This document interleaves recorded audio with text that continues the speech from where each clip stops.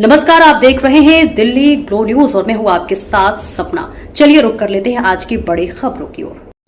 National Herald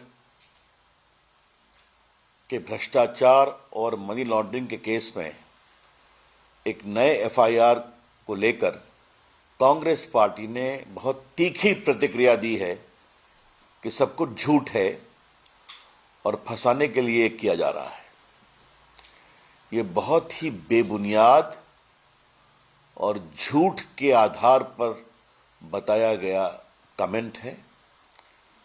देश को आज बताना जरूरी है कि यह केस क्या है। यह पूरा मामला नरेंद्र मोदी की सरकार के आने के पहले का है।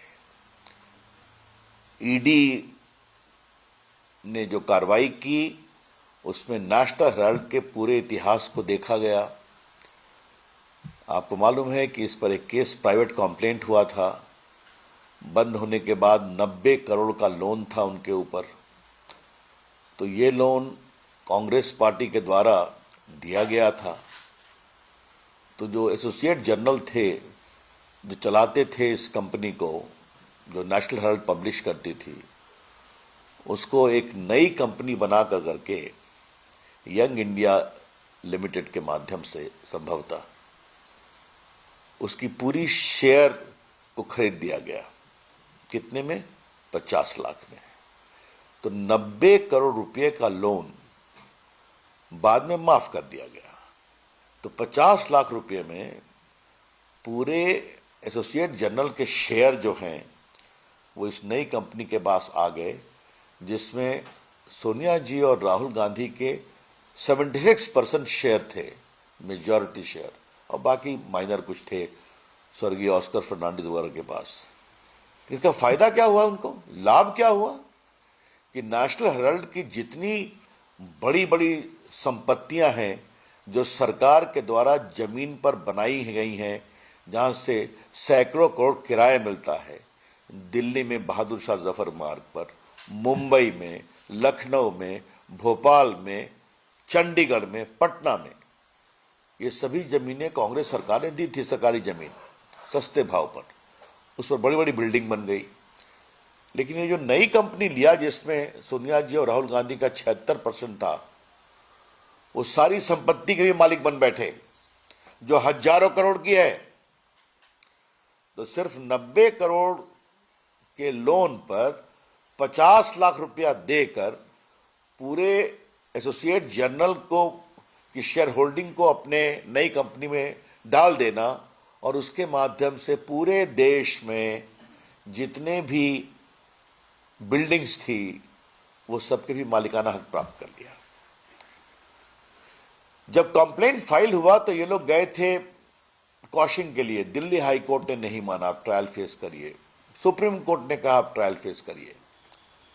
उसके बाद इनकम टैक्स ने इनके उस आवेदन को भी रिजेक्ट कर दिया कि हम चैरिटेबल ट्रस्ट हैं। कहा आपने कोई चैरिटी नहीं किया है, ये सीधा संपत्ति हड़पो अभियान है। उसके पश्चात इन्होंने इन्वेस्टिगेट किया और prevention of money laundering act की धारा 66 के अनुसार जब वो निष्कर्ष पर पहुंचते हैं तो फिर वो पुलिस सिस्टम से आग्रह करते हैं आप एक एफआईआर दायर करिए। जो एफआईआर दायर हुई है दिल्ली पुलिस के क्राइम ब्रांच के द्वारा। तो यही तो कार्रवाई है। तो आप लूट करेंगे, पूरे अकाउंट की फर्जीवाड़ा करके इस कंपनी को ओन कर लेंगे, उसके माध्यम से हजारों करोड़ की संपत्ति पूरे भारतवर्ष में ले लेंगे और आप कहेंगे हमें फंसाया जा रहा है। तो बिल्कुल सीधा सीधा लूट का मामला है। तो कानून अपना काम कर रहा है तो करने दें, और ये हम लोग के पहले का है। लेकिन उनकी इनकम टैक्स में हार हुई, उनकी दिल्ली हाई कोर्ट में हार हुई, उनके सुप्रीम कोर्ट में हार हुई। तो अब फेस करें। और एक बात देश को जानना जरूरी है, जो दिल्ली पुलिस ने एफआईआर फाइल किया है उसमें सोनिया जी और राहुल गांधी के खिलाफ 120B क्रिमिनल कॉन्स्पिरेसी और 420 का भी आरोप लगाया गया है। क्योंकि ये पुराना केस है, इसलिए पुराने पैनल कोर्ट से चलेगा। तो ये सच्चाई है। तो मुझे लगा कांग्रेस पार्टी जो बेबुनियाद झूठे आरोप लगा रही है उसको हम उसकी बहुत भर्त्सना करते हैं।